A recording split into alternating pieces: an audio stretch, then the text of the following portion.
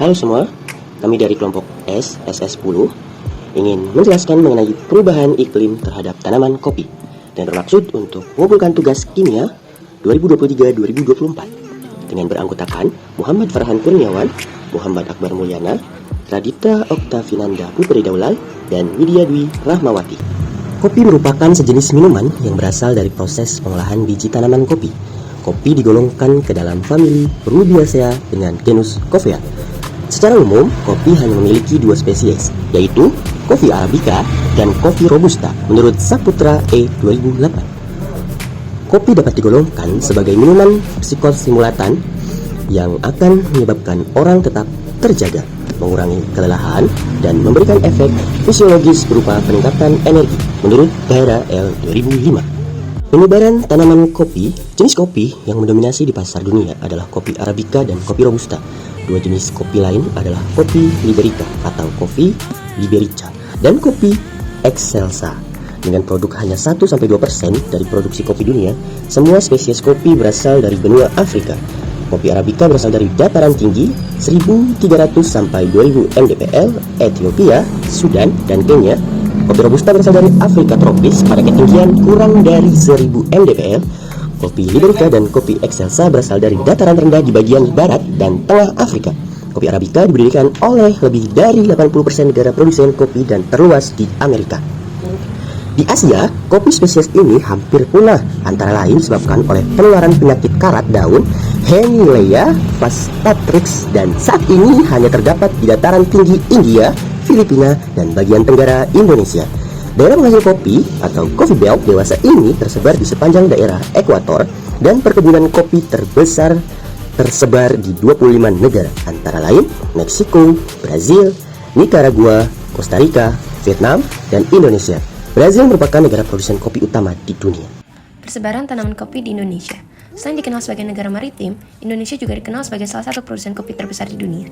Berdasarkan laporan statistik Indonesia tahun 2023 dari Badan Pusat Statistik atau BPS, produksi kopi Indonesia mencapai 794,8 ribu ton pada tahun 2022, meningkat sekitar 1,1% dibanding tahun sebelumnya. Pada saat ini, perkebunan kopi Indonesia mencakup total wilayah kira-kira 1,24 juta hektar, 933 hektar perkebunan Robusta, dan 307 hektar perkebunan Arabica. Dampak perubahan iklim terhadap tanaman kopi. Peningkatan suhu mempunyai konsekuensi yang kompleks pada pengembangan kopi karena 80 hingga 90% dari 25 juta petani kopi di dunia merupakan petani kecil yang rentan terhadap dampak perubahan iklim. Pada saat suhu global meningkat, pasar kopi dunia akan mengalami ketidakpastian sehingga menjadi masalah bagi produsen dan konsumen kopi. Perubahan iklim dapat berpengaruh baik secara langsung maupun tidak langsung terhadap tanaman kopi. Perubahan iklim secara langsung mempengaruhi pertumbuhan dan produksi kopi, dan secara tidak langsung mendorong berkembangnya hama dan penyakit tanaman kopi. Dampak langsung. 1. Suhu tinggi. Saat suhu lebih dari 23 derajat Celcius, pematangan buah lebih cepat yang mengakibatkan penurunan kualitas buah. Kemudian, saat suhu lebih dari 25 derajat Celcius, penurunan laju fotosintesis.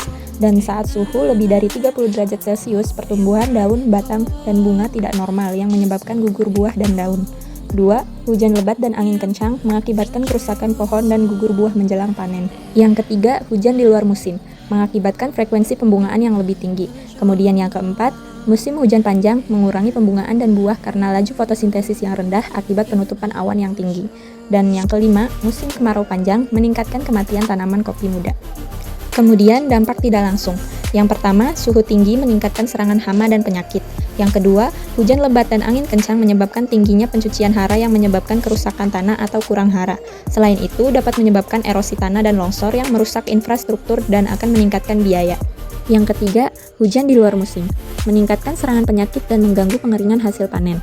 Yang keempat, musim hujan panjang, meningkatkan penyakit karena jamur dan hama serangga seperti penggerek buah kopi. Dan yang kelima, musim kemarau panjang, tanaman yang mengalami cekaman kemarau langsung lebih rentan terhadap hama tertentu. Strategi budidaya kopi yang adaptif terhadap perubahan iklim. Tentunya kita memerlukan strategi budidaya yang adaptif terhadap perubahan iklim, terutama dikarenakan hasil panen sangat amat dipengaruhi oleh perubahan iklim baik secara kualitas dan kuantitas. Di sini kita memiliki 3 sistem. Yang pertama ada sistem agroforestry, yang kedua ada kelola adaptif perubahan iklim, dan yang ketiga ada teknologi konservasi tanah. Sistem agroforestry sendiri udah cukup umum digunakan di Indonesia, sedangkan untuk 2 sistem selanjutnya itu merupakan sistem yang lanjutan. Sistem agroforestry adalah sistem yang telah lama diterapkan pada perkebunan kopi dan keuntungan ekologis dan lingkungan yang bisa didapatkan dari penerapan sistem ini antara lain mengurangi erosi tanah, meningkatkan cadangan karbon, menjaga kesuburan tanah dan keanekaragaman hayati. Selain untuk adaptasi, sistem agroforestry ini juga memiliki aspek mitigasi, yaitu menambah serapan karbon sebanyak 10-15 mg dan bahkan mencapai 19 mg per hektar. Nilai tambah lain dari sistem ini adalah dapat memperbaiki kesuburan tanah karena meningkatkan kandungan bahan organik dari daun yang gugur. Sistem selanjutnya, klon adaptif perubahan iklim. Kekeringan merupakan ancaman yang disebabkan oleh perubahan iklim dalam budidaya kopi. Sistem ini menawarkan bibit unggul yang mampu tahan terhadap kekeringan yang disebabkan oleh perubahan iklim. Contohnya, ada bibit kopi klon BP409, BP42, dan BP234 yang diklaim toleran terhadap kekeringan, juga kopi Robusta klon BP308 yang toleran terhadap kekeringan karena memiliki perakaran yang lebat. Terbukti, klon yang memiliki batang bawah yang lebih unggul dan perakaran kuat mampu meningkatkan ketahanan tanaman terhadap kekeringan dan penurunan kesuburan tanah. Penggunaan bibit kopi ini juga mengurangi biaya untuk mitigasi dampak cekaman air. Sistem yang terakhir, teknologi konservasi tanah. Konservasi tanah merupakan usaha-usaha untuk menjaga agar tanah tetap produktif atau memperbaiki tanah yang rusak karena erosi. Teknologi konservasi tanah di Indonesia diarahkan kepada 3 prinsip utama, yaitu perlindungan permukaan tanah terhadap pukulan butir-butir hujan, meningkatkan kapasitas infiltrasi tanah seperti pemberian bahan organik, atau dengan cara meningkatkan penyimpanan air, dan mengurangi laju aliran permukaan sehingga menghambat material tanah dan hara terhanyut.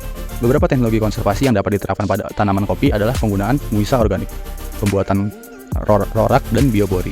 Baik, sekian yang bisa kami sampaikan terkait perubahan iklim terhadap tanaman kopi. Mohon maaf bila ada salah kata. Wassalamualaikum warahmatullahi wabarakatuh.